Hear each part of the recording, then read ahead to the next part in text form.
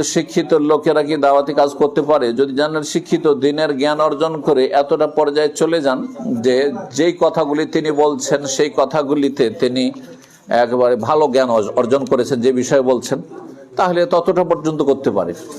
কিন্তু ফতুয়া মাসলা মাসাইলের বিষয়ে তাদেরকে স্টেজে বসানো জায়েজ না, কারণ ফতুয়ার বিষয়টি অত্যন্ত জটিল।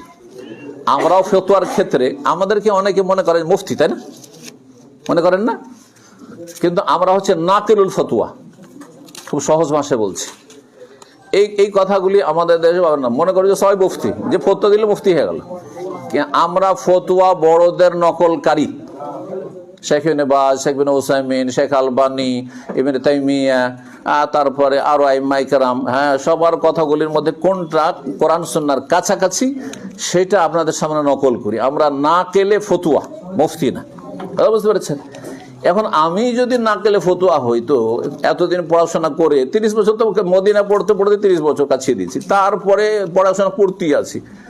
তাহলে আপনি একজন জেনারেল শিক্ষিত লোককে দাওয়ার স্টেজে নিয়ে বসে তারপরে তখন এরকম প্রশ্ন করা শুরু করলেন, আর হালাল হারাম জায়েজ না জায়েজ সব রকম ফতুয়া দিচ্ছে, এগুলো জায়েজ নয়, এগুলো সীমা লঙ্ঘন করছেন। জি, বারাকাল্লাহু ফিকুম।